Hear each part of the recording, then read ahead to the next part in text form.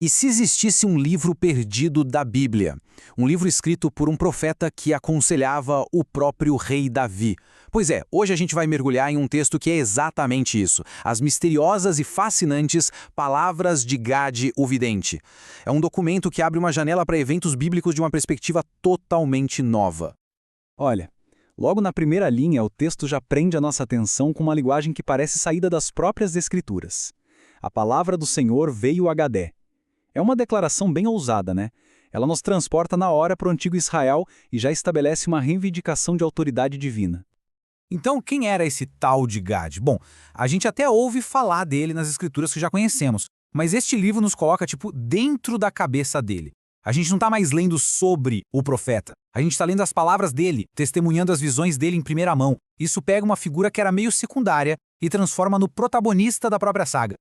Para a gente conseguir desvendar os segredos desse texto, vamos fazer uma jornada pelos seus temas mais importantes.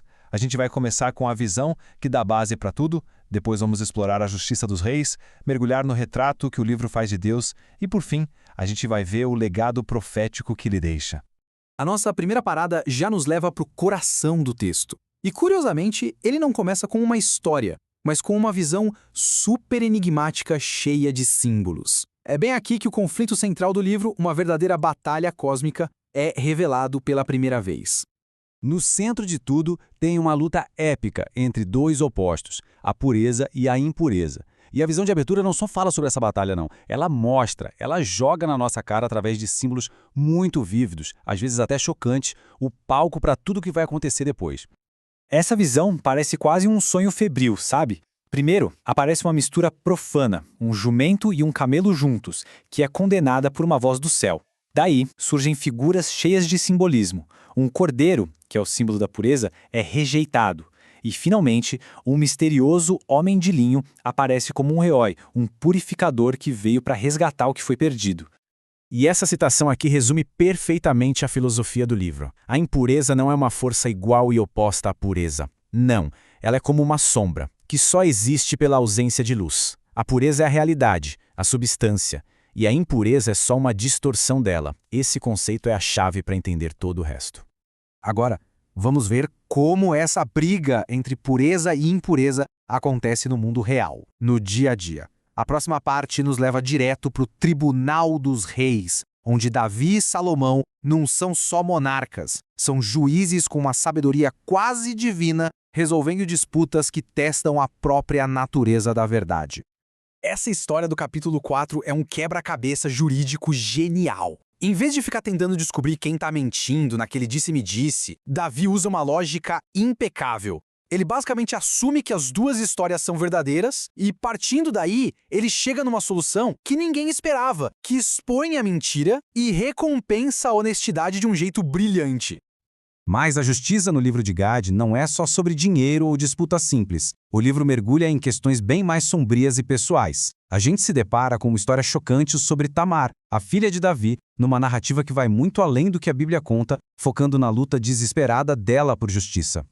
No momento de perigo mortal, Tamar não implora a progressor dela. A fé dela é tão grande que ela vai direto para a autoridade máxima do universo, Deus. A oração dela não é só um pedido de socorro, é quase uma exigência por justiça, invocando a honra da família e pedindo uma intervenção divina. E a oração dela é respondida. Tamar encontra forças para se defender. E mais tarde, no tribunal do seu meio-irmão, o rei Salomão, o impensável acontece. Numa sociedade onde ela podia muito bem ser culpada, ela é inocentada. E Salomão não só absolve, ele a elogia como uma heroína, reforçando a mensagem do texto: no fim, a pureza e a coragem sempre vencem. Ok, a gente viu a justiça em ação. Mas de onde vem essa justiça? Qual é a fonte dela? É isso que a gente vai explorar agora. Essa parte do texto pinta um retrato muito vivo de Deus, usando discursos poderosos e salmos emocionantes para nos dar uma visão clara do seu caráter. No capítulo 8, a gente ouve o discurso final de Davi, e é uma aula de teologia.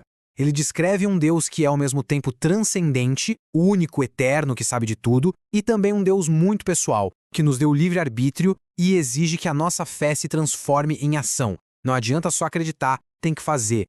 O livro também é cheio de poesia, incluindo salmos atribuídos a Davi. Esse aqui do capítulo 10 é pura admiração, um espanto diante de uma grandeza tão vasta que é insondável, ou seja, vai além da nossa capacidade de entender. E ele declara que esse louvor vai ecoar para sempre, de geração em geração. Mas logo em seguida, a gente vê um lado completamente diferente de Deus. Ele deixa de ser só um criador cósmico para se tornar um comandante pessoal. Esse salmo o retrata como minha rocha, minha fortaleza, um protetor ativo, próximo, que treina as mãos para a batalha. É um retrato de Deus como um aliado direto na luta da vida. E assim, depois de explorar a justiça na terra e a natureza de Deus, o livro nos leva à sua conclusão inevitável, o julgamento final. A última sessão amarra todas as pontas, culminando numa visão profética do acerto de contas celestial que é de tirar o fôlego. No capítulo final, Gad é levado para o próprio tribunal do céu, e a cena é grandiosa. Deus num trono brilhante, cercado por exércitos de anjos. E ali, no meio de tudo, está Satanás, o acusador, pronto para o confronto final. O julgamento acontece através de 3 rolos. O primeiro, dos justos, garante a vida eterna. O terceiro, dos perversos, leva à condenação. Mas é o segundo rolo que tem a revelação mais surpreendente. Os pecados cometidos sem intenção não são punidos na hora, mas colocados de lado, dando uma chance para o arrependimento. É um vislumbre de misericórdia no meio do julgamento. E esse papo de julgamento não é só para o futuro, não. O livro nos lembra de um exemplo terrível que aconteceu aqui na Terra. A praga que matou 70 mil pessoas depois do censo de Davi. É um lembrete bem sombrio de que, na visão de mundo desse texto, a consequência divina não é uma ameaça distante, mas uma realidade bem presente e poderosa. Resumindo, este texto nos oferece uma visão de mundo bem particular. A luta entre o puro e o impuro é o que move tudo. A justiça é direta e muitas vezes imediata. E o retrato de Deus é ao mesmo tempo de um criador grandioso e um guerreiro próximo. E isso tudo deixa a gente com uma pergunta, né? Uma pergunta bem forte.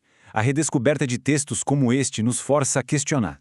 Quantas outras histórias, quantas outras perspectivas foram deixadas de lado? E como a nossa compreensão da história poderia mudar se um dia todas elas viessem à luz?